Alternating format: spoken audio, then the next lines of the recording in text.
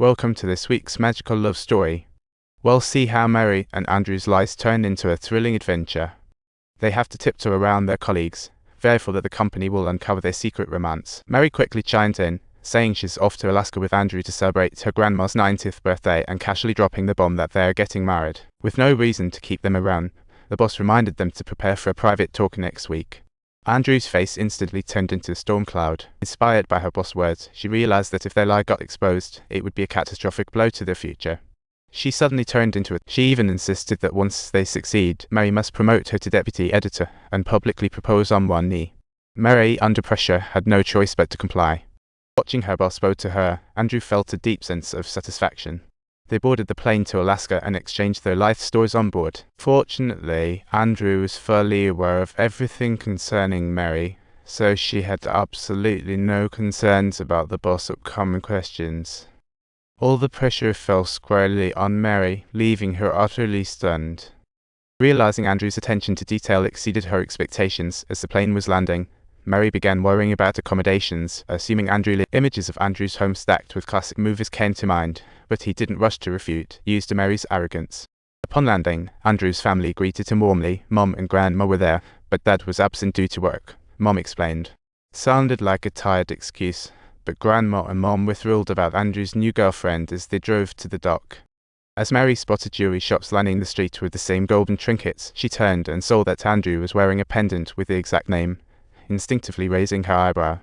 It turned out those shops were her family business, and Mary was shocked to realize it so late, her curiosity about Andrew's true identity soaring. As her view expanded, a magnificent mansion appeared before her. Andrew had never mentioned how wealthy his family was. Where did all those editing woes in New York go? Suddenly, her father strolled over, wanting in on the fun, but as a socialite, she had always looked down on the steady work of editing. In front of relatives, she mocked Andrew, saying he wasn't an editor but an assistant.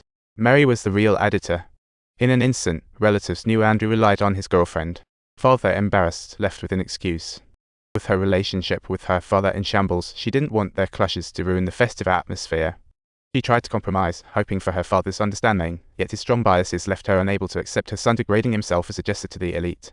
But her biases were just her own, and they couldn't deter Andrew's determination to marry Mary as he announced their engagement to everyone. Everyone raised their glasses to celebrate when suddenly a woman stepped in. Familiar yet foreign to Andrew, it was his ex. Mom invited her for a surprise, introducing Green to Mary. The moment Green saw Mary, gossip flared. She couldn't wait to ask how Andrew proposed, while Grandma, lounging on the couch, urged him to share their story. Things were spiraling out of control. The task fell to Mary, and eyes immediately focused on her. Thrust into the spotlight, she fumbled her words, struggling to form a coherent sentence. However, she managed to pull herself together and crafted a romantic proposal story in this high-pressure atmosphere. She portrayed Andrew as her ardent pursuer to showcase her charm, but Andrew, not wanting to appear weak, interrupted her. Her proposal description was textbook perfect, but Mary didn't care about his facial expressions, plowing forward with her own narrative.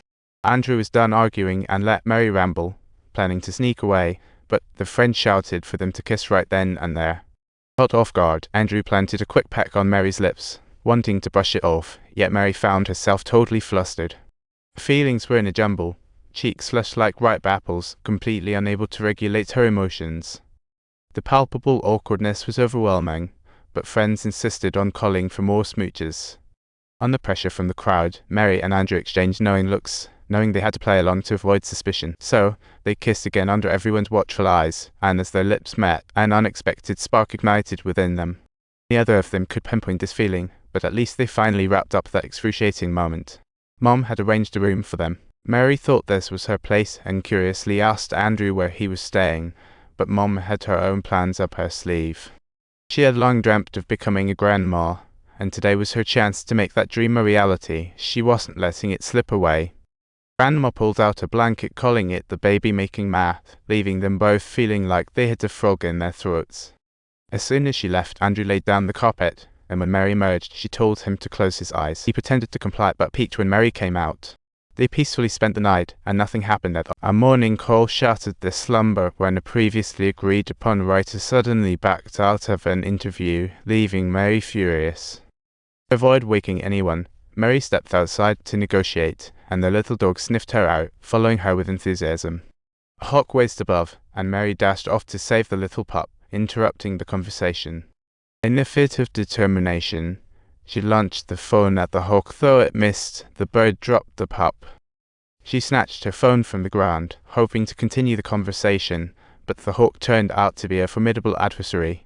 Seizing the moment, the hawk snatched up Mary's most cherished phone, leaving her goodwill in tatters.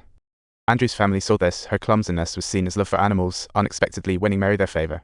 Meanwhile, standing at the back, Andrew felt quite the contrary and realized his boss wouldn't judge her this way, prompting him to confront her about what was happening. Mary explained the ridiculous scenario to him, and despite how outrageous it sounded, she promised to buy him a new phone tomorrow. She warned him to be prepared, as she'd be going out with Mom and Grandma next, and surprise plans made her dread it.